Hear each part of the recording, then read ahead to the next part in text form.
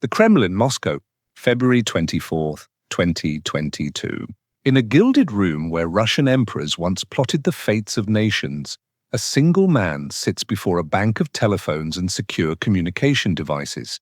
Vladimir Putin, now 69 years old, is making the final decision that will plunge Europe into its bloodiest conflict since 1945.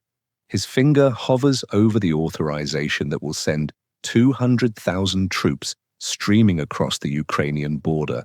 Around him, advisors assure him of swift victory. The Ukrainian government will collapse within days. Kyiv will fall within 72 hours. Western Europe, dependent on Russian natural gas, will splutter ineffective protests but ultimately accept the new reality. This man is about to shatter the longest period of major power peace in European history. But how did he get here?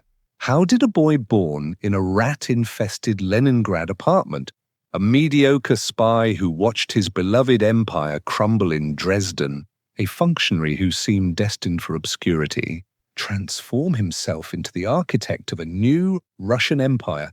How did Vladimir Putin become the most dangerous man in Europe? This is the story of that transformation. From the rubble of Leningrad to the blood-soaked fields of Ukraine. From communist true believer to the embodiment of imperial Russian ambition. From democratic reformer to dictator. This is the biography of Vladimir Putin, the street fighter who conquered a nation and now threatens a continent. Before we dive into this remarkable and troubling story, we want to invite you to join our community. If you appreciate in-depth historical documentaries that go beyond the headlines to understand how we arrived at this moment, please subscribe to our channel and click the notification bell. We bring you comprehensive biographies of the most influential and controversial figures shaping our world. And as we explore Putin's rise, we want to hear your perspective on a crucial question.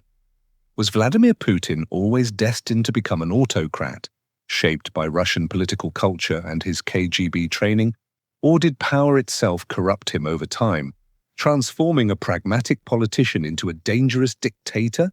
Share your thoughts in the comments below. We read every response, and your insights often spark fascinating discussions among our community. Now let us begin at the beginning, in the ruins of a city that had barely survived the most devastating siege in human history. The 7th of October, 1952, Leningrad, the city that would later reclaim its imperial name of St. Petersburg. 7 years after the guns fell silent across Europe, the Soviet Union's second city still bore the scars of a siege that had killed more than 1 million people. In a cramped communal apartment in a working-class district, Maria Ivanovna Putina gave birth to her third son. She was in her early 40s, approaching the end of her childbearing years, and this birth carried the weight of profound loss. Maria and her husband Vladimir Spiridonovich Putin had already buried 2 sons. Albert and Victor, born years earlier in their marriage, had both died in infancy and childhood. One fell to disease in an era when Soviet medicine struggled with basic pediatric care. The second perished during the war in 1942, when Leningrad was slowly starving under German encirclement. The family's losses extended beyond these 2 boys. Several of Vladimir's uncles and extended family members had died fighting Nazi Germany in what Russians call the Great Patriotic War. The Putins were a family marked by the tremendous suffering that defined Soviet life in the first half of the 20th century. Vladimir Spiridonovich himself carried permanent wounds from his military service. He had fought against the Nazis and returned home damaged, living with the consequences of his injuries for the rest of his life. He worked as a factory foreman, a typical position for working-class Soviet men in that era. He was a product of the revolution that had overthrown the Russian Empire in 1917, a man whose entire existence had been shaped by communist transformation and catastrophic war. The Putin family possessed one unusual connection to Soviet power, though it would only become significant decades later. Young Vladimir's paternal grandfather, Spiridon Putin, had worked as a chef for the Bolshevik elite. He had cooked for Vladimir Lenin himself in the early 1920s, right after the revolution's triumph. After Lenin's death in 1924, Spiridon continued preparing meals for Joseph Stalin and other high-ranking Soviet officials. Some historians speculate that he may have worked for the NKVD, the secret police organization that preceded the KGB, though concrete evidence remains elusive. Whether spy or simply cook, Spiridon moved in circles of power that were completely foreign to most Soviet citizens. But none of this privilege extended to his grandson's early years. The apartment where young Vladimir grew up was a grim place. The building still housed rats that scurried through the walls and corridors. Post-war reconstruction was proceeding slowly, and millions of Soviet citizens lived in substandard housing. In this environment, the boy who would one day rule Russia learned his first lessons about survival and competition. Vladimir became part of a street gang that congregated in the Dvors, the courtyards of the massive apartment blocks that the Soviet government had constructed for the urban working class. These were rough spaces where children fought for status and respect. Any advantage, any extra comfort beyond bare subsistence had to be won through struggle. This early experience quite possibly instilled in Putin a worldview that would persist throughout his life. Life was competition. Resources were scarce. Power was everything. Those who hesitated were trampled. Those who fought smart and fought hard came out on top. Yet even as young Vladimir was learning these harsh lessons in the courtyards of Leningrad, the Soviet Union itself was undergoing a remarkable transformation. The 1950s marked the beginning of the most dramatic period of growth and modernization in Russian history. After decades of revolution, civil war, brutal famine, Stalinist terror, and catastrophic world war, the USSR finally began to prosper. The numbers tell a remarkable story. Throughout the 1950s, Soviet economic growth averaged slightly over 7% annually. This meant that the economy of the USSR essentially doubled in size between 1952, when Putin was born, and the mid-1960s, when he entered his teenage years. This was not merely statistical abstraction. It meant real improvements in living standards. Soviet citizens gained access to modern technology and consumer goods that had been unimaginable luxuries just years earlier. New housing developments rose across Soviet cities. Food became more abundant and varied. The constant fear of famine that had haunted previous generations began to recede. Moreover, this was an era of genuine national pride and optimism. The Soviet Union was winning the Cold War, or so it appeared. In 1957, the Soviets launched Sputnik, the first artificial satellite, shocking the world and demonstrating technological superiority over the United States. Soviet achievements in space exploration continued throughout Putin's childhood, with Yuri Gagarin becoming the first human in space in 1961. The Soviets seemed to be building the future while the capitalist West stagnated in its own contradictions. For a boy growing up in Leningrad during this period, the contrast between the grim early years and the improving conditions of the late 50s and 60s must have been striking. The Putin family's circumstances improved along with the broader Soviet fortunes. By 1960, Vladimir was attending primary school. He proved to be a capable, if not brilliant student, someone who was remarked upon as intelligent and talented, but also as something of a troublemaker. He excelled at several sports, channeling his aggressive energy into physical competition. After primary school, Vladimir proceeded to secondary education and performed well enough to gain admission to a technical institute where he studied chemistry, with a particular focus on the properties of magnets. He completed this technical diploma in 1970, marking the end of his secondary education and his readiness to enter either university or the workforce. But even as Vladimir was completing his technical training, something else was stirring in his imagination. Soviet television in the 1960s and early 70s produced numerous programs that glorified service to the communist state. One series in particular captured young Putin's imagination.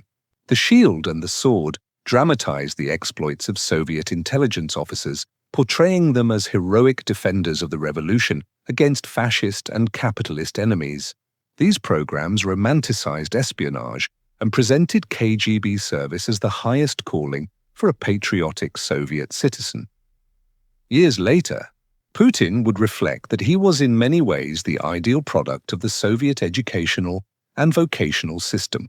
He had been shaped by Soviet schools, inspired by Soviet propaganda, and trained in Soviet technical expertise. He believed in the system, he wanted to serve it, and he knew exactly how he wanted to do so. He wanted to join the KGB. The path to that goal would run through Leningrad State University, where Putin would study law and begin forming the connections that would eventually carry him to power. Leningrad State University accepted Vladimir Putin in 1970. He would spend the next 5 years there studying law with a particular focus on the intersection of legal, political, and economic issues in international affairs. This specialized education would later prove invaluable when he assumed leadership of Russia and had to navigate the complex relationship between state power and economic policy. But the university experience mattered for reasons that extended far beyond classroom learning. To study and progress at a Soviet university required Communist Party membership, and Putin duly joined. More importantly, he formed a relationship with Anatoly Sobchak, a legal scholar and professor who would later become a prominent politician during the Soviet Union's final years and the chaotic birth of the Russian Federation. Sobchak and Putin would influence each other's careers repeatedly over the next quarter century, creating one of those fateful mentorships that shape history in unexpected ways. Putin must have been making contact with KGB recruiters during his university years, because almost immediately after completing his studies in 1975, he entered the 401 KGB training school in Leningrad. This was the realization of his boyhood dream, inspired by those television programs that had made espionage look glamorous and meaningful. The reality proved less dramatic than the fantasy. Putin's career over the next decade involved gradual training, incremental promotion, and enormous amounts of desk work. He analyzed reports. He filed paperwork. He attended meetings. He learned tradecraft and surveillance techniques. He studied foreign languages and international affairs. But he was not racing across rooftops or engaging in dramatic confrontations with enemy agents. He was a bureaucrat in a bureaucratic organization, slowly climbing a career ladder that led mostly to more bureaucracy. Still, Putin was patient and competent. He believed in what he was doing. He saw himself as serving the Soviet state and defending communist ideals against capitalist encirclement. His decade of domestic service was building skills and relationships that would matter later, even if the work itself lacked the excitement he had imagined as a teenager watching Soviet television. Then in 1985, when Putin was entering his mid-30s, his big break arrived. He received a major foreign posting. The KGB was sending him to Dresden in the German Democratic Republic, better known as East Germany, the eastern flank of Soviet communist domination in Europe. Dresden was an important listening post in the Cold War. East Germany stood at the front line of the ideological and military confrontation between the Soviet bloc and the NATO alliance. A KGB officer stationed there could monitor West German politics, track American military movements, recruit agents, and generally contribute to the great game of espionage that defined the Cold War. Putin arrived in Dresden in 1985, full of purpose and energy. He was finally doing real intelligence work in a real foreign posting, but he was also arriving at precisely the moment when everything he believed in was beginning to collapse. The Soviet Union, in 1985, was not the dynamic, growing superpower of Putin's childhood. The golden days of 7% annual growth were long gone. The Soviet economy had completely stagnated in the 1970s. While this was not entirely unusual, as the Western economies had also suffered severely after the 1973 oil crisis, the difference was that America, Britain, and other capitalist nations had managed to pull themselves out of their economic malaise by the early 1980s. The Soviets had not. Growth rates remained anemic. Consumer goods remained scarce. Technology was falling behind Western standards. The gap was widening. Moreover, the Soviet Union was trapped in Afghanistan, fighting a brutal counterinsurgency war that was producing Soviet casualties at an alarming rate and generating no progress toward victory. The Afghan war was becoming the Soviet equivalent of America's disaster in Vietnam 15 years earlier, a quagmire that exposed the limits of superpower military force when confronting determined local resistance.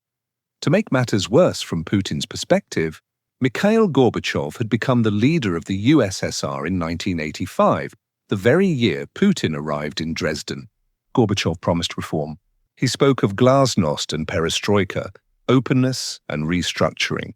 He wanted to save communism by making it more flexible, more responsive to public needs, more willing to acknowledge past mistakes. He wanted open discussion of political ideas and genuine debate about the future direction of Soviet society. In the vassal states like East Germany, Poland, and Hungary, Gorbachev's reforms had an unintended effect. They caused the gradual erosion of Soviet control. If Moscow itself was admitting that the communist system had flaws, if Soviet leaders were tolerating open criticism and permitting real debate, then why should the people of Eastern Europe continue accepting one-party rule and economic stagnation? Why not demand real change? Why not push for freedom? Putin and his KGB colleagues in Dresden found themselves largely impotent. They could monitor the situation. They could send reports back to Leningrad and Moscow documenting how dire circumstances were becoming. But they could not stop the tide. The system was rotting from within, and Gorbachev's well-intentioned reforms were accelerating the decay rather than arresting it. The collapse came with stunning speed. On the 9th of November 1989, the Berlin Wall fell. East Germans streamed through checkpoints into West Berlin, celebrating the end of division. Within weeks, communist governments across Central and Eastern Europe were toppling. Poland, Hungary, Czechoslovakia, Romania. The Soviet Empire in Europe disintegrated in a matter of months. Putin watched all of this from Dresden with growing horror. According to later accounts, he and other KGB officers in East Germany found themselves in an impossible position. They had files, documents, intelligence records that absolutely could not fall into Western hands. As the East German government collapsed around them, they faced a choice. Some records they destroyed, burning documents, and erasing computer files. Other materials they managed to transport back to the Soviet Union, preserving secrets that Moscow did not want revealed. By 1990, Putin was back in Russia, but he was not returning to the country he had left 5 years earlier. Gorbachev's reforms had spiraled beyond anyone's control. The Soviet Union itself was disintegrating. 1991 would see the final collapse, with 15 new nations emerging from the wreckage of the USSR. The superpower that had shaped Putin's entire worldview, the communist system he had believed in and served, was dying. Putin would later describe the collapse of the Soviet Union as the greatest geopolitical catastrophe of the 20th century. For him, this was not mere rhetoric, it was personal. He had devoted his life to serving the Soviet state. He had believed in communist ideals and Soviet power. Now it was all gone. The empire had fallen. Russia had been humiliated. Territories that had been part of Russia for centuries were suddenly independent nations. The Soviet military, once the most powerful force in Eurasia, was in disarray. This experience fundamentally shaped Putin's political worldview. He came to see the Soviet collapse not as the inevitable result of communism's failures, not as the liberation of oppressed peoples, but as a historical aberration caused by weak leadership and Western manipulation. Russia had been great. Russia should be great again. The lost territories were not truly independent nations. They were lost provinces of a greater Russia that should be reconstituted. Soviet power needed to be rebuilt, perhaps not under communist ideology, but under renewed Russian imperial strength. This was the man who would return to Russian politics in the chaotic 1990s, a man nursing a deep grievance, a man determined to restore what had been lost, a man who had learned patience and cunning from his years in the KGB, a man who was about to find his moment. The Russia that Vladimir Putin returned to in 1990 was a nation in catastrophic crisis. The Soviet Union was in its final death throes, and the Russian Federation that would emerge from the wreckage was about to experience a decade of chaos, poverty, and lawlessness that would traumatize an entire generation. The architect of this new Russia, at least initially, was not Mikhail Gorbachev, whose reforms had inadvertently destroyed the Soviet system. Instead, leadership passed to Boris Yeltsin, a charismatic but deeply flawed figure who had risen through the Soviet hierarchy in Moscow during the 1980s. Yeltsin had positioned himself as a reformer more radical than Gorbachev, someone willing to completely dismantle communism and embrace capitalist democracy. When the Soviet Union finally dissolved in 1991, Yeltsin emerged as the first president of the Russian Federation. Putin, meanwhile, was navigating his own transition. His final years in East Germany remained controversial. He was rumored to have developed some sympathy for anti-communist reformers, yet he had also played a crucial role in protecting Soviet secrets during the collapse. The exact truth remains murky, but what is clear is that Putin arrived back in Leningrad with his KGB career essentially finished. The organization itself was being reformed and renamed. The old certainties were gone.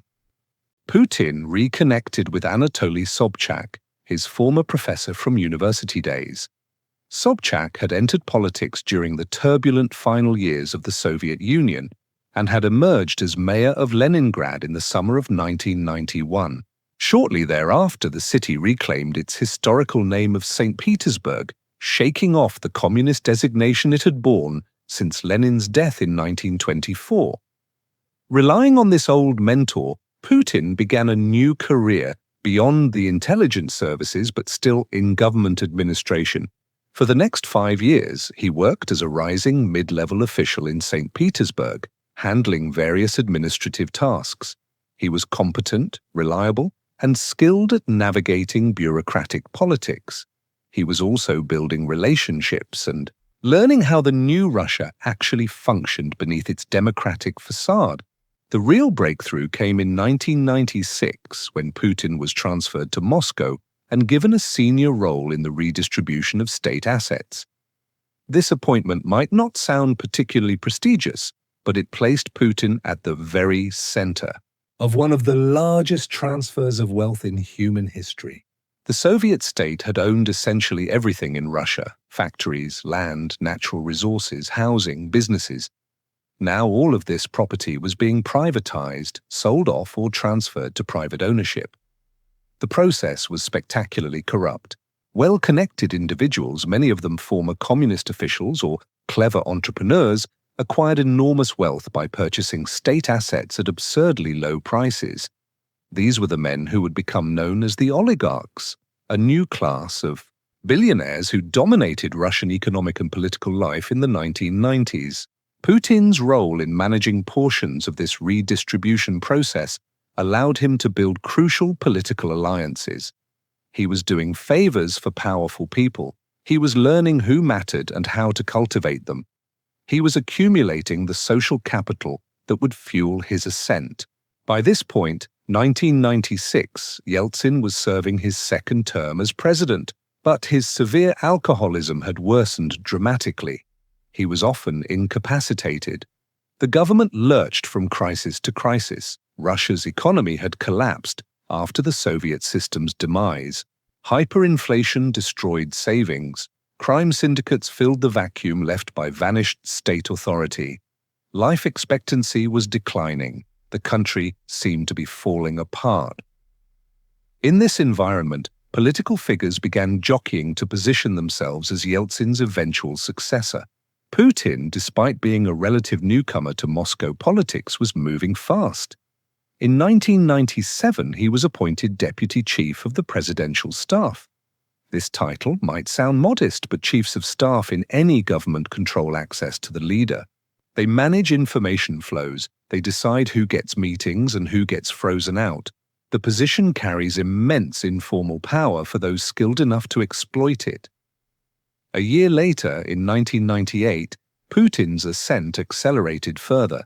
He was promoted to head the FSB, the Federal Security Service that had succeeded the KGB after the Soviet collapse. For a former mid-level KGB officer to suddenly become director of the entire Russian security apparatus was remarkable. It demonstrated that Putin had successfully cultivated powerful sponsors and had proven himself trustworthy to the inner circles of Russian power. Then in 1999 came the appointment that made Putin's destiny clear. Yeltsin named 3 deputy prime ministers, and Putin was one of them. In the Russian system, deputy prime ministers serve directly under the president and prime minister and handle major policy portfolios. Being selected as deputy prime minister was a clear signal that Putin was being considered as a potential successor to Yeltsin. Not long after the appointment, Yeltsin made his preference explicit. He endorsed Putin as his chosen heir. This endorsement carried enormous weight. Yeltsin remained popular with certain segments of Russian society despite his failings, and his backing could transfer legitimacy and support to his chosen successor. Putin also benefited from timing. By the late 1990s, Russia had finally begun recovering from the catastrophic economic crisis that had gripped the country throughout the decade. Oil prices were rising, bringing revenue into Russian coffers. Some stability was returning. Crime rates were beginning to decline as the state reasserted control. In this context, Putin could present himself as a competent manager who was helping guide Russia out of chaos. He looked like a safe pair of hands, someone who could restore order without being corrupted by power. The presidential election took place on the 26th of March 2000. Putin won a comfortable victory over his main rival, the communist candidate Gennady Zyuganov, taking just over 50% of the vote and avoiding a runoff. At age 47, Vladimir Putin became president of the Russian Federation. It is worth pausing to appreciate how remarkable this ascent was. In 1990, Putin had been a middling KGB officer returning from a failed posting in East Germany, facing an uncertain future as his entire career structure collapsed around him. 10 years later, he was president of the world's largest country by area, controlling the world's largest nuclear arsenal, commanding the loyalty of security services and emerging oligarchs, positioned to shape the future of Russia and Eastern Europe. How had he done it? Partly through luck and timing. He had been in the right places at the right moments, but mostly through political skill. Putin had proven himself a master of bureaucratic politics. He had cultivated the right relationships. He had made himself useful to powerful people. He had demonstrated competence and reliability. And critically, he had been willing to engage in the corruption and moral compromises that defined 1990s Russia, while maintaining enough of a reformist image to appeal to Russians desperate for change. The Western world welcomed Putin's arrival. He seemed like a new kind of Russian leader. He spoke of democracy and modernization. He appeared pragmatic rather than ideological. Unlike the communist apparatchiks of the Soviet era or the erratic, alcoholic Yeltsin, Putin projected competence and stability. Many Western leaders believed that Russia was finally joining the community of liberal democracies, that Putin would continue Russia's integration into the global capitalist system, and that the dark days of Cold War confrontation were permanently behind us. They were about to learn how wrong they were. When Vladimir Putin took office as president of the Russian Federation in 2000, he was not yet the all-powerful autocrat he would become. The Russian constitution imposed real limits on presidential authority. Other power centers existed: the oligarchs who had acquired massive wealth during privatization, regional governors who controlled their territories with considerable autonomy, a parliament that retained legislative powers, and a judiciary that was not yet completely subordinate to executive control. Putin spent his first several years systematically dismantling these constraints and consolidating absolute power. This process unfolded gradually enough that many Western observers failed to recognize what was happening until it was too late to reverse. The oligarchs presented Putin's first major challenge. These billionaires had emerged from the chaotic privatization of the 1990s, controlling huge sectors of the Russian economy: oil and gas, metals and mining, media and telecommunications, banking and finance. Some had been savvy entrepreneurs, others had simply been well-connected officials who exploited their positions to acquire state assets. Regardless of how they had gained their wealth, by 2000 they collectively possessed enough economics power to potentially challenge Putin's political control. Putin's strategy was brilliant in its ruthlessness. He would make examples of some oligarchs while offering protection to others. Those who accepted Putin's supremacy, who agreed to stay out of politics and use their wealth in ways that supported the regime, would be allowed to prosper. Those who challenged Putin's authority would be destroyed. The most famous example was Mikhail Khodorkovsky, who had become one of Russia's richest men through his ownership of Yukos oil. Khodorkovsky made the fatal mistake of funding opposition, political parties, and publicly criticizing Putin's governance. In 2003, he was arrested on charges of fraud and tax evasion. His company was dismantled and its assets seized, much of it ending up controlled by state-owned enterprises or Putin-friendly oligarchs. Khodorkovsky spent a decade in prison before being released and exiled. The message was clear: accept Putin's dominance or lose everything. Most oligarchs chose survival. They became subservient to Putin, using their wealth to support his regime and advance his interests. In return, they were allowed to remain extraordinarily rich and enjoy their luxury lifestyles. This arrangement gave Putin control over vast economic resources while maintaining a facade of private enterprise. Simultaneously, Putin was extending his control over other institutions. Regional governors who had enjoyed considerable autonomy were brought to heel. Some were removed and replaced with Putin loyalists. The electoral system for governors was changed to give the Kremlin more influence. The judiciary was systematically packed with judges who understood that their careers depended on ruling in ways that pleased the government. Media organizations came under state control or were purchased by Putin-friendly oligarchs. Independent television channels disappeared or were neutered. Critical journalists found themselves facing trumped-up legal charges or worse. Putin's consolidation of power accelerated in response to several terrorist incidents and the ongoing conflict in Chechnya. The Chechen wars, which had begun in the 1990s before Putin took power, were brutal counterinsurgency campaigns in the North Caucasus. Chechen separatists wanted independence from Russia. Putin was determined to crush the rebellion and maintain Russian control over the region. The war produced atrocities on both sides and generated a cycle of terrorist attacks within Russia itself. The most horrific was the Beslan school hostage crisis in September 2004, when Chechen militants seized a school in North Ossetia, taking more than 1,000 people hostage, most of them children. The siege ended in a chaotic battle that killed over 300 people, including 186 children. The horror of Beslan gave Putin justification to further tighten security controls and centralize power in the name of fighting terrorism. In Chechnya itself, Putin eventually imposed a brutal peace by installing Ramzan Kadyrov as the region's leader. Kadyrov, whose father had been a rebel who switched sides, ruled Chechnya with an iron fist, suppressing dissent through torture and murder while pledging absolute loyalty to Putin.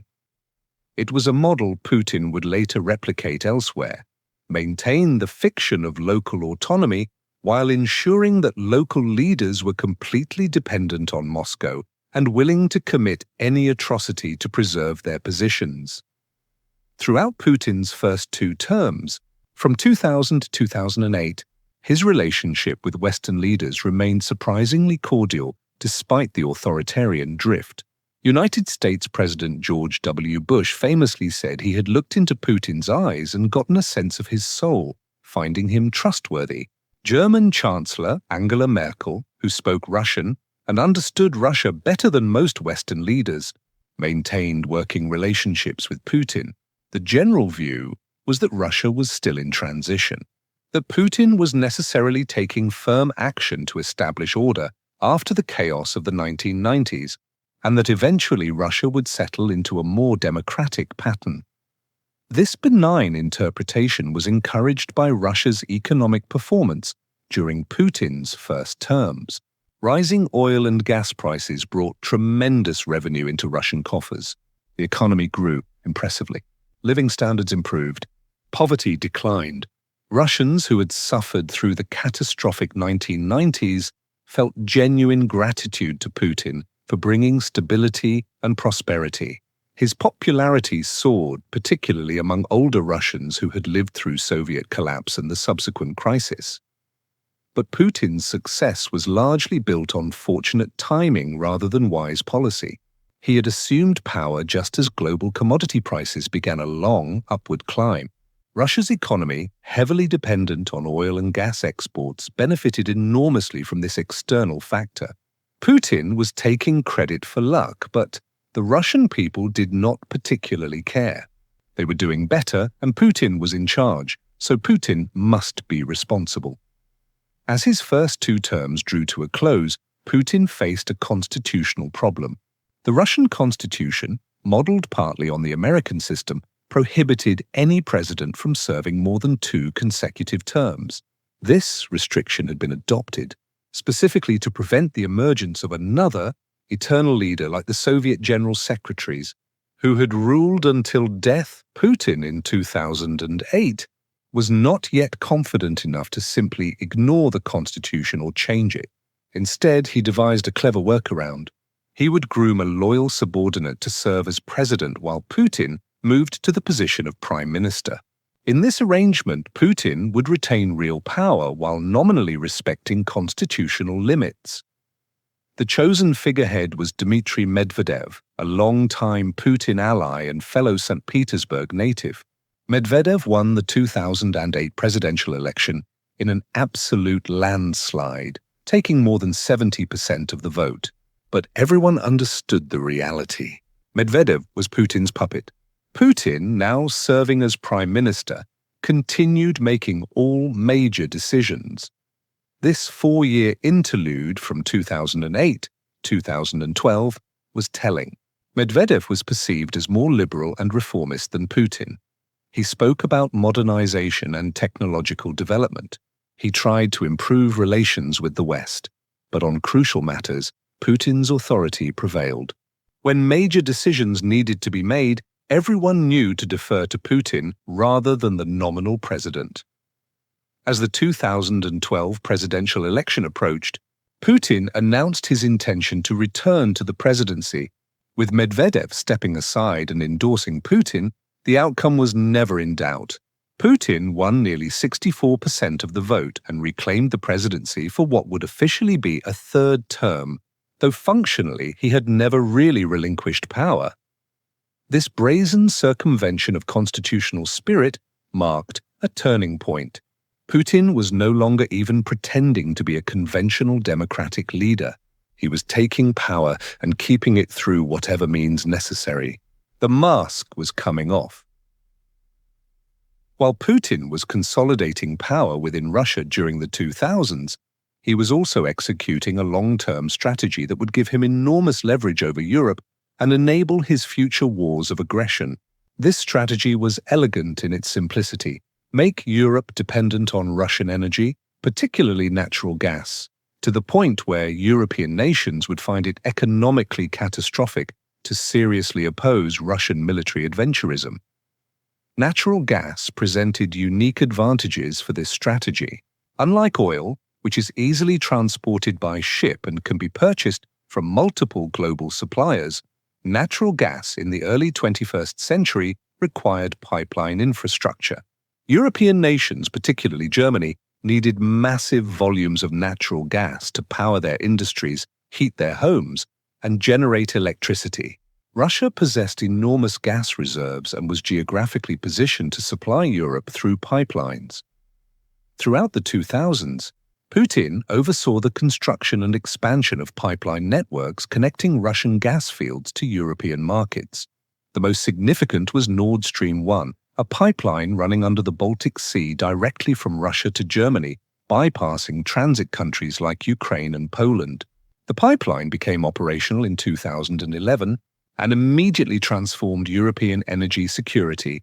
Germany, the industrial powerhouse of the European Union, became deeply dependent on Russian gas. German factories used Russian gas for production. German power plants burned Russian gas to generate electricity. German homes heated with Russian gas during winter. The German economy became structurally reliant on cheap, steady supplies of Russian energy. Other European nations fell into similar dependency. Italy, Austria, Hungary, and numerous other countries looked to Russia for significant portions of their energy needs.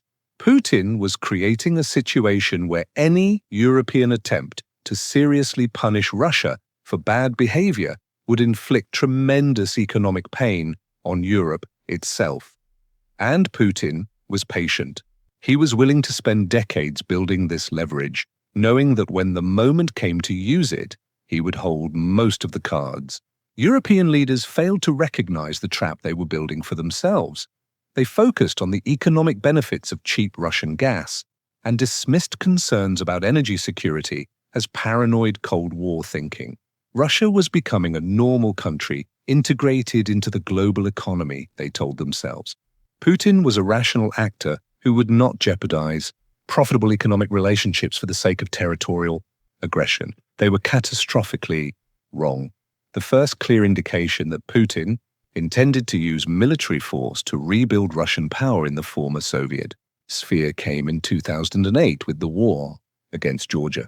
Relations between Russia and Georgia had been deteriorating for years as more pro-Western governments came to power in Tbilisi. The Georgian leadership wanted to join NATO and the European Union, moves that Putin viewed as direct threats to Russian influence in the Caucasus region. The particular points of contention were two border territories, Abkhazia and South Ossetia, where ethnic tensions and separatist movements provided Putin with convenient pretexts for intervention. As violence escalated in August 2008, Russia launched a full military invasion of Georgia. The war was brief. Georgia was a small country with a limited military, and Russian forces overran Georgian positions within days. France, under President Nicolas Sarkozy, brokered a ceasefire, but the terms essentially ratified Russian aggression. Abkhazia and South Ossetia were granted quasi-independent status, but everyone understood the reality. These territories were under Russian control. Putin had tested Western resolve to defend a small nation on Russia's periphery and found that resolve severely lacking.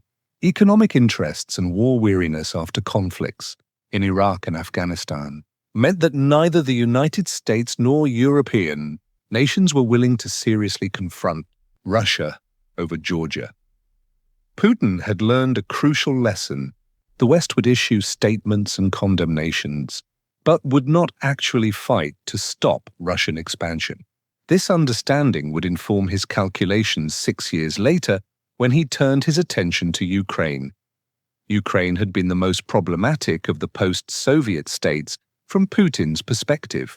It was large, populous, and geographically critical, sitting between Russia and the rest of Europe. Historically, much of Ukraine had been part of the Russian Empire and later the Soviet Union for centuries. Culturally and linguistically, Eastern Ukraine was heavily Russian-speaking and maintained close ties with Russia. Economically, Ukraine's industries were integrated with Russia's economy.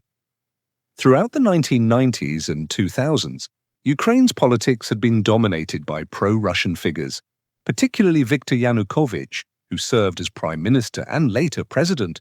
But within Ukraine, especially in the western regions, there was growing desire for closer integration with Europe. Ukrainians looked at countries like Poland and the Baltic states, which had joined the European Union in 2004, and experienced remarkable economic growth and improvements in living standards. Many Ukrainians wanted the same for their country. This created a fundamental tension. Putin viewed Ukraine as part of Russia's natural sphere of influence, a territory that should remain aligned with Moscow. Many Ukrainians viewed their country as an independent nation with the right to choose its own path, including integration with Western institutions. The crisis came to a head in late 2013. Yanukovych, under intense pressure from Putin, suddenly withdrew from signing an association agreement with the European Union. This agreement had been negotiated over many years and was widely seen as a first step toward eventual Ukrainian membership in the EU. The decision to abandon it, clearly made at Putin's insistence, triggered massive protests across Ukraine. These protests, known as Euromaidan, continued for months. Hundreds of thousands of Ukrainians demonstrated in freezing winter conditions, demanding that their government honor its commitment to the association agreement and pursue closer ties with Europe. The protests eventually turned violent, with over 100 protesters killed by security forces in February 2014. Yanukovych was forced to flee, eventually finding refuge in Russia. A new Ukrainian government, more pro-Western in orientation, came to power, and Putin decided that he would not accept this outcome. Within days, Russian forces began moving into the Crimean Peninsula, a region that had been part of Ukraine since 1954, when Soviet leader Nikita Khrushchev had transferred it from Russian to Ukrainian administrative control. Crimea possessed enormous strategic value for Russia. The Black Sea Fleet was based at Sevastopol in Crimea, giving Russia vital access to the Black Sea and beyond to the Mediterranean. By early March 2014, Russia had effectively occupied Crimea. On the 18th of March, Putin signed a treaty in Moscow purporting to annex Crimea into the Russian Federation. Simultaneously, Russian forces and resources were flowing into eastern Ukraine, supporting pro-Russian separatists in the Donbas region, particularly in Donetsk and Luhansk provinces. Putin was reprising his Georgia playbook: support separatists, send in troops and equipment, create quasi-independent territories that were actually Russian puppets. The difference was scale. Ukraine was much larger than Georgia, and the conflict in the Donbas would prove much more protracted and bloody. The West's response was once again inadequate. Some economic sanctions were imposed on Russia. Putin was suspended from the G8 group of leading economies, but there was no serious military response. European nations, dependent on Russian gas and unwilling to accept the economic costs of a real confrontation, limited themselves to statements of concern. Putin had called the West's bluff again, and now he began preparing for the next phase, the full invasion of Ukraine that would come 8 years later. Between 2014 and 2022, the war between Russia and Ukraine existed in a strange liminal state. Russian forces and Russian-backed separatists controlled significant portions of eastern Ukraine, but Putin maintained the fiction that this was a civil conflict between the Ukrainian government and independent-minded citizens of the Donbas region who wanted autonomy or union with Russia. This fiction was transparent. Everyone knew that Russian troops, weapons, and support were sustaining the separatist forces. The most dramatic proof came in July 2014, when Malaysian Airlines Flight 17 was shot down over eastern Ukraine by a Russian-supplied surface-to-air missile system, killing all 298 people aboard. Investigations conclusively proved that the missile system had been provided by Russia and operated by Russian personnel or Russian-backed forces. But Putin continued to deny direct Russian involvement, and the rest of the conflict remained contained to eastern Ukraine. There were no Russian attempts to seize Kyiv or to overrun the entire country. Instead, negotiations proceeded in Minsk, Belarus, where Russian, Ukrainian, and European representatives attempted to find a lasting solution to the crisis. The Minsk negotiations produced two major protocols: Minsk I in September 2014 and Minsk II in February 2015. These agreements established ceasefire lines, created procedures for prisoner exchanges, and outlined a process for resolving the status of Donetsk and Luhansk. While the ceasefires were repeatedly violated, the Minsk process did prevent the complete escalation of the war for several years. Whether Putin was negotiating in good faith during this period or simply buying time to prepare for a larger invasion remains hotly debated. In retrospect, many analysts believe Putin was always planning the full-scale invasion, but needed time to build up military forces, accumulate financial reserves to withstand sanctions, and further entrench European dependence on Russian energy. The immediate trigger for the invasion's expansion came from Ukraine's pursuit of NATO membership. When the Cold War ended in the early 1990s, NATO had consisted of 16 member nations, mostly in Western Europe, plus the United States and Canada. Over the following years, NATO expanded dramatically eastward, adding former Warsaw Pact nations and even former Soviet republics. In 1999, Poland, Hungary, and the Czech Republic joined NATO. In 2004, a massive expansion brought in Bulgaria, Romania, Slovakia, Slovenia, and the three Baltic states, Estonia, Latvia, and Lithuania. These expansions moved NATO's borders right up to Russia's frontiers, something that consistently generated Russian anger and opposition.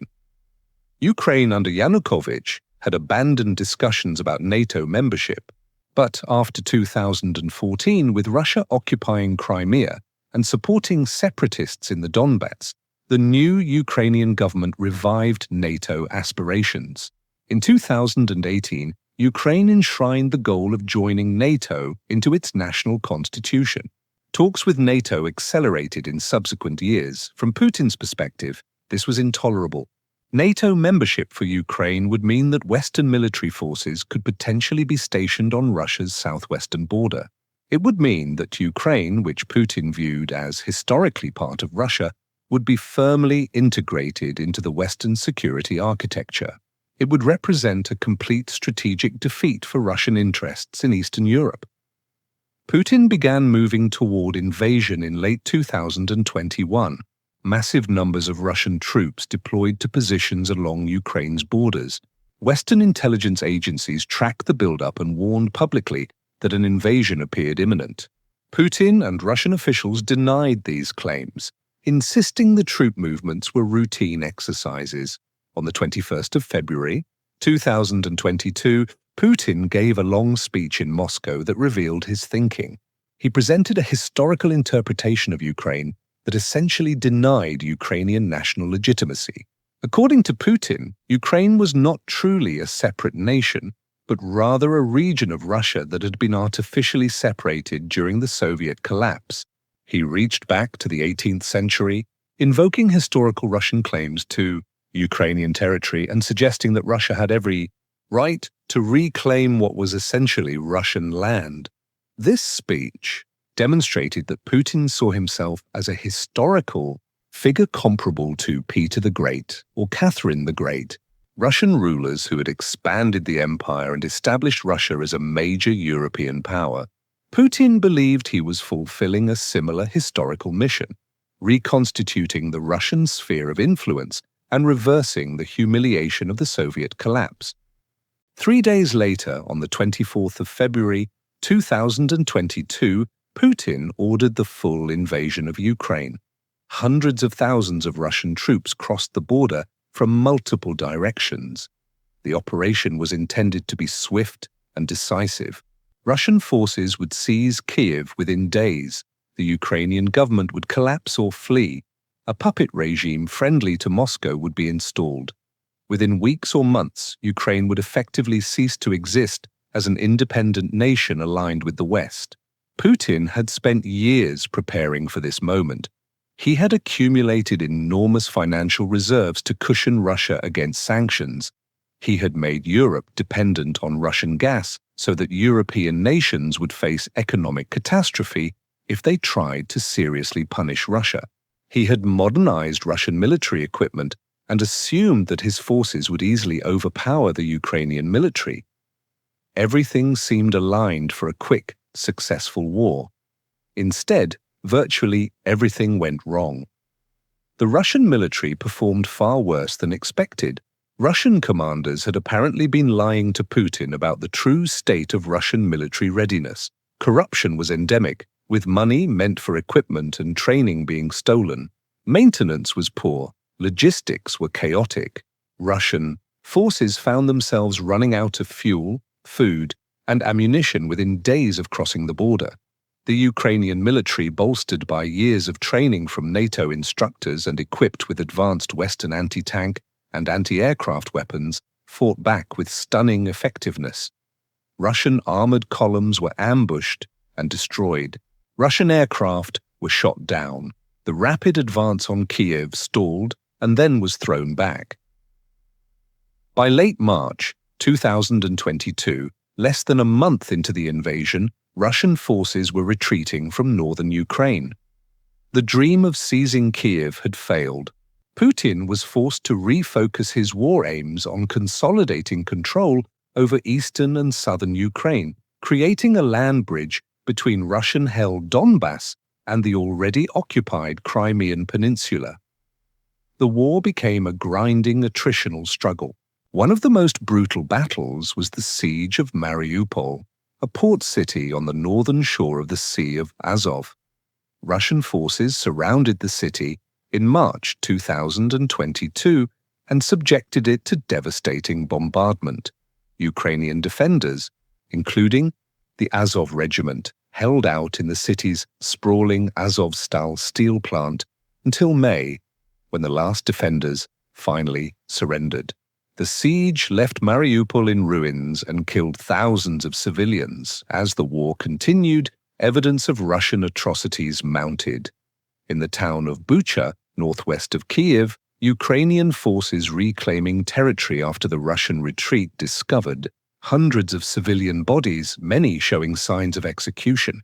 The death toll in Bucha eventually reached 458 people, including evidence of torture, rape, and summary killings. Putin now was not merely a dictator or an aggressor. He was being identified as a war criminal. In March 2023, the International Criminal Court issued an arrest warrant for Vladimir Putin based on war crimes committed by Russian forces in Ukraine. The specific charge focused on the illegal deportation of Ukrainian children to Russia, a practice that appeared designed to destroy Ukrainian national identity among the youngest generation. This arrest warrant severely constrained Putin's ability to travel internationally. Any country that was a signatory to the ICC treaty was legally obligated to arrest Putin if he entered their territory. Putin, who had spent 2 decades building relationships with world leaders and attending international summits, now found himself largely confined to Russia and a handful of allied nations willing to ignore the warrant. The war also produced political challenges within Russia. Most opposition was easily crushed, with anti-war protesters facing brutal police crackdowns and long prison sentences for minor acts of dissent. But Putin faced one serious internal threat from Yevgeny Prigozhin, the head of the Wagner mercenary group. Prigozhin had built Wagner into a substantial military force that operated not just in Ukraine, but in various conflicts across Africa and the Middle East. As the war in Ukraine dragged on with mounting casualties and limited progress, Prigozhin became increasingly critical of how the Russian military leadership was conducting operations. His criticism grew bolder and more direct, eventually targeting senior Russian generals and even implicitly questioning Putin's judgment. On the 23rd of June 2023, Prigozhin launched a brief but shocking revolt. Wagner forces seized the city of Rostov-on-Don, a major logistics hub for Russian operations in Ukraine, and then began moving rapidly north toward Moscow. Prigozhin claimed he was not attempting a coup against Putin, but rather was marching to demand the removal of incompetent military leaders. Putin appeared on television to denounce the mutiny. The footage revealed a leader who was genuinely shaken, perhaps realizing for the first time that his grip on power was not as secure As he had assumed, Russian forces loyal to Putin set up defensive positions around Moscow, preparing to resist Wagner's advance. But bizarrely, after advancing hundreds of kilometers toward the capital, Prigozhin suddenly called off the revolt. He negotiated an amnesty deal and withdrew his forces. 2 months later, in August 2023, Prigozhin died in an airplane crash that was almost certainly caused by sabotage. Putin had eliminated the threat. The brief Prigozhin revolt nevertheless exposed cracks in Putin's regime. It demonstrated that military failures and heavy casualties could generate internal opposition even within Putin's own power structure. It showed that Putin was not invulnerable. As of mid-2025, the war in Ukraine continues with no clear end in sight. The conflict has settled into a brutal stalemate in many areas, with neither side able to achieve decisive breakthroughs. Russian forces control roughly 20% of Ukrainian territory, including Crimea and most of the Donbass region. Ukraine, supplied with advanced Western weapons and sustained by NATO training and intelligence support, has launched counterattacks, including surprising incursions into Russian territory itself in the Kursk region. The human cost has been staggering.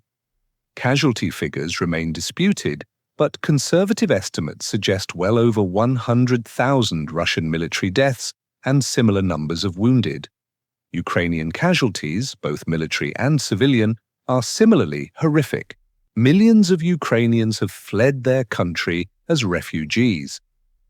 Major Ukrainian cities, including the capital Kyiv, face regular bombardment from Russian missiles and drones.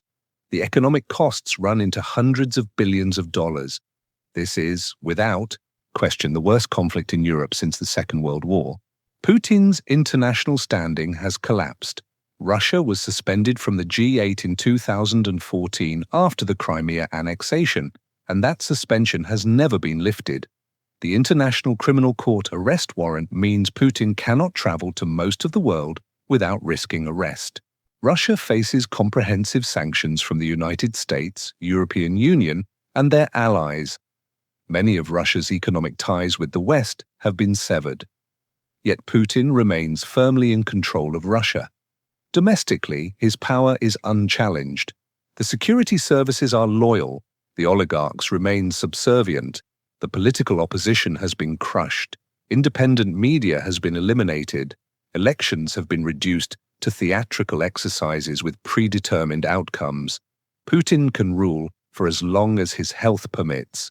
And Russia's economy, despite sanctions, has proven more resilient than many Western analysts expected. High oil and gas prices, especially in the first years of the war, brought substantial revenue. Russia has redirected much of its energy exports to China, India, and other nations willing to ignore Western sanctions. The shift to a war economy has created employment and industrial activity. Russia is not prospering, but neither is it collapsing. The biggest development has been the change in American leadership.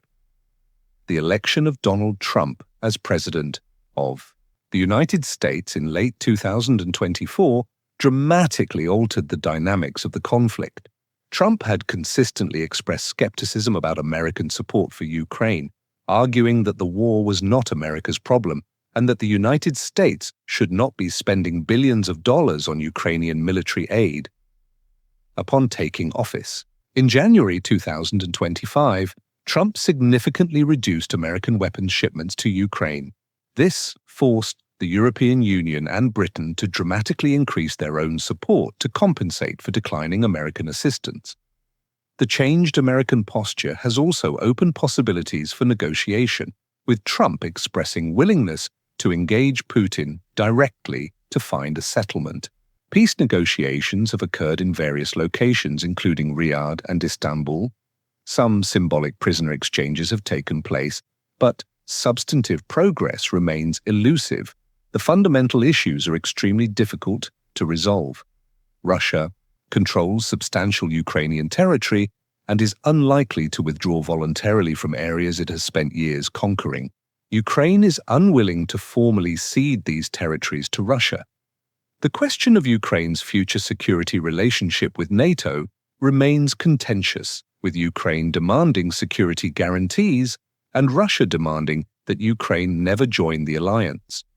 The Ukrainian President, Volodymyr Zelensky, maintains a firm position that Ukraine will not accept territorial losses or abandon its aspirations for eventual NATO membership. Putin, for his part, appears willing to negotiate only on terms that would ratify most Russian gains and permanently constrain Ukrainian sovereignty. The path to peace remains unclear. Putin's ultimate goals extend beyond Ukraine. He clearly aims to dominate the Caucasus region entirely, potentially establishing Azerbaijan as a semi-independent ally similar to Belarus in Eastern Europe. Russian intelligence services continue attempting to destabilize parts of Eastern Europe and the Balkans that have historically been within Russia's sphere of influence, including Romania, Moldova, Hungary, and Serbia. Some analysts worry that Putin might attempt to seize territory from NATO members like Estonia or Latvia if global attention were distracted by some other crisis, such as a Chinese invasion of Taiwan. However, most experts consider this unlikely. The war in Ukraine has demonstrated that Russia's military capabilities are much more limited than previously believed. Any attack on a NATO member would trigger Article 5 collective defense commitments, potentially bringing Russia into direct conflict with the United States and the full military power of NATO.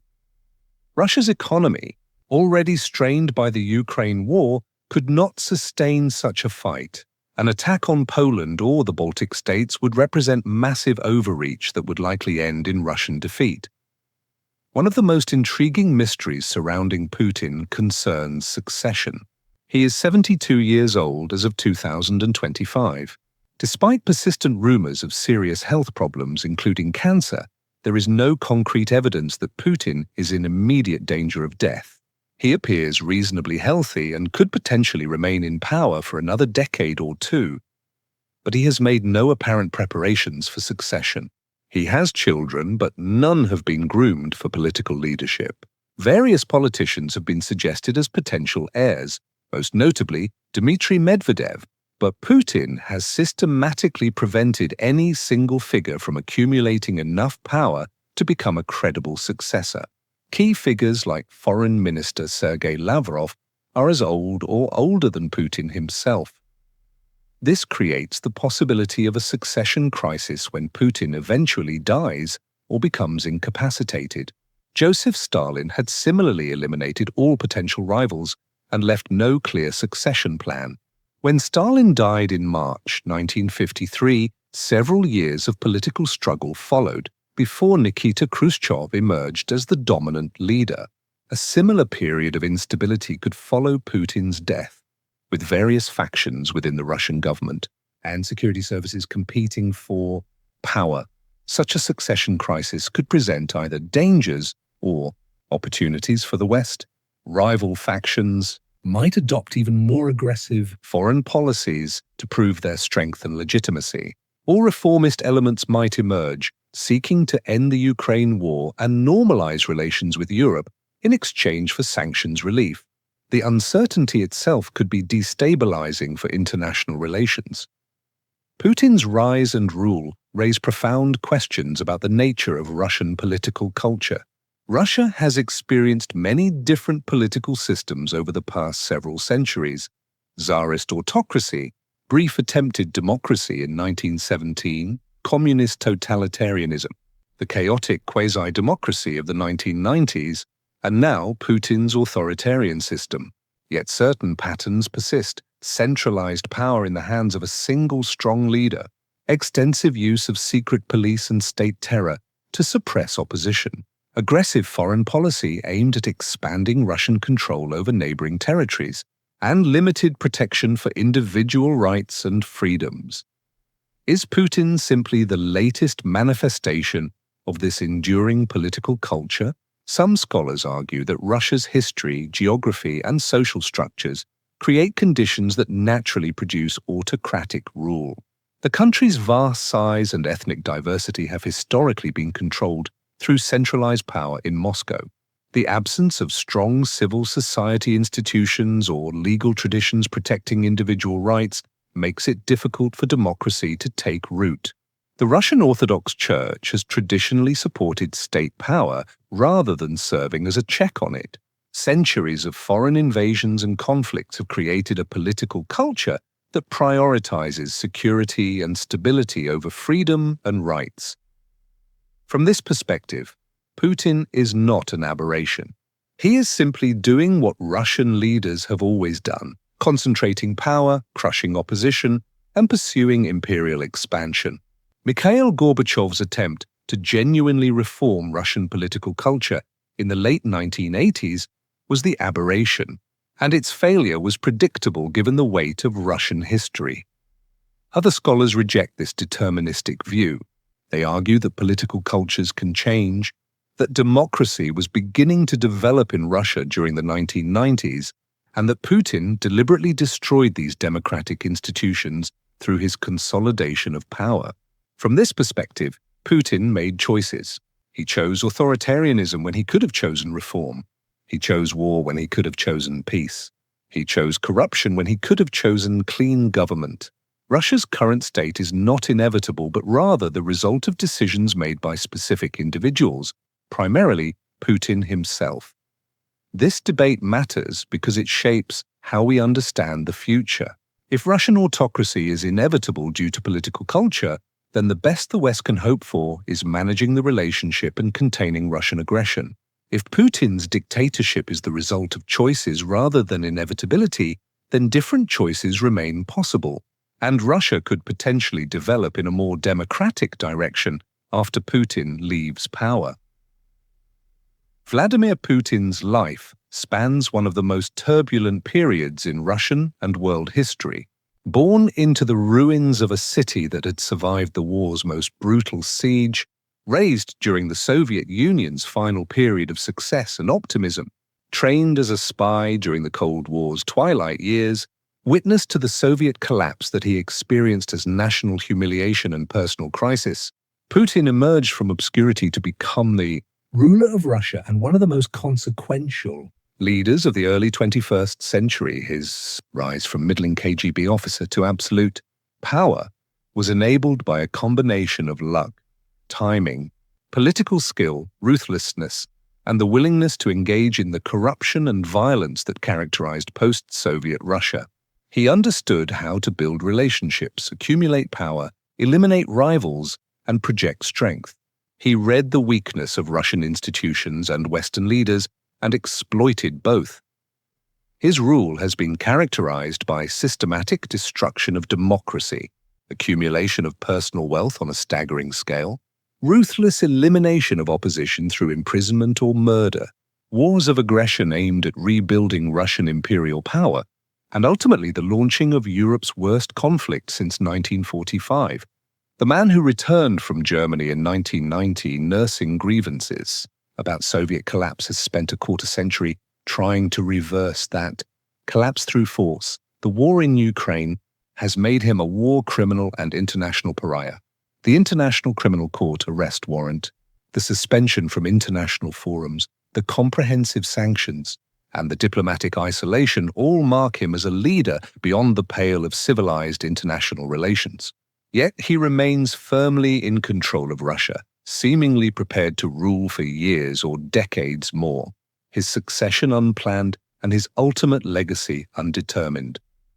The great questions surrounding Putin remain unanswered. Was he always planning to become a dictator and launch wars of conquest, or did power corrupt him over time? Is he a product of an unchanging Russian political culture that inevitably produces autocrats, or could Russia have developed differently under different leadership? Will his wars succeed in reconstituting a Russian sphere of influence in Eastern Europe, or will they ultimately fail, leaving Russia weakened and isolated? Who will succeed him? And will that succession be peaceful or chaotic? And perhaps most importantly, how many more people will die before Putin's quest to rebuild Russian empire finally ends? These questions will occupy historians, political scientists, and diplomats for generations. But for now, Vladimir Putin remains in power, the war continues, and the future of Russia and Eastern Europe remains uncertain and dangerous. We want to close with one final question for you, our viewers. Given everything you have learned about Putin's life, his rise to power, and his wars of aggression, do you believe there is any realistic path to a just and lasting peace in Ukraine that could satisfy both Ukrainian sovereignty and Russian security concerns? Or is this conflict likely to continue indefinitely, perhaps freezing into a permanent division like the Korean Peninsula? This is not an easy question, and we genuinely want to hear thoughtful perspectives from our community. Share your views in the comments below. Thank you for watching this comprehensive biography of Vladimir Putin. If you found this documentary valuable, please like this video, subscribe to our channel for more in-depth historical content, and share this with anyone interested in understanding the forces shaping our world. Until next time, thank you for learning with us.